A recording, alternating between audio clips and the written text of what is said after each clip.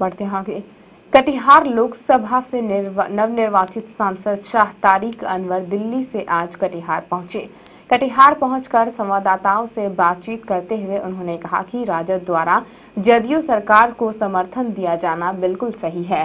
श्री अनवर के अनुसार यह कार्य एक योजना के तहत किया गया है ताकि भाजपा जैसी सांप्रदायिक ताकतों को सत्ता में आने से रोका जा सके।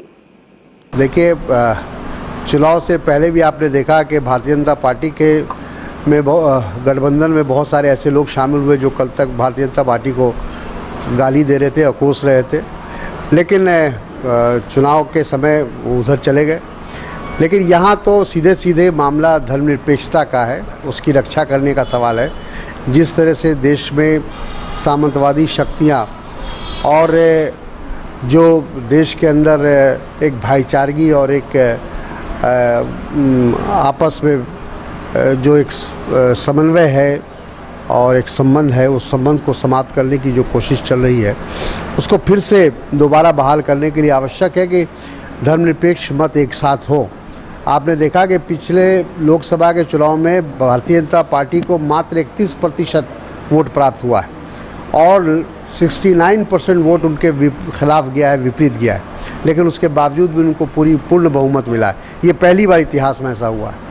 तो ये बात बहुत ही चिंता का है और इसलिए तमाम धर्मनिरपेक्ष दलों को इस पर पुनः विचार करना होगा और एक साथ आना होगा अगर देश में धर्मनिरपेक्षता की रक्षा करनी है।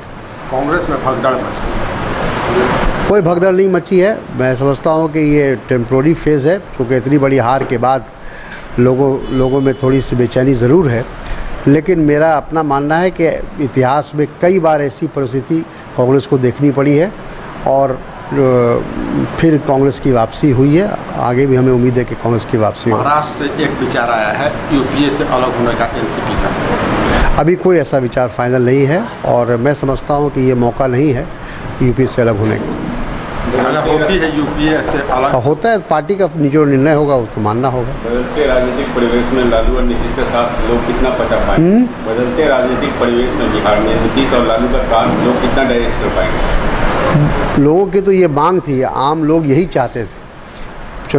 लोकसभा चुनाव से पहले भी ये लोगों की इच्छा थी कि ये दोनों मिलकर चुनाव लड़ते और तमाम धर्मनिरपेक्ष पार्टियां एकजुट होती, तो शायद ये परिस्थिति नहीं होती।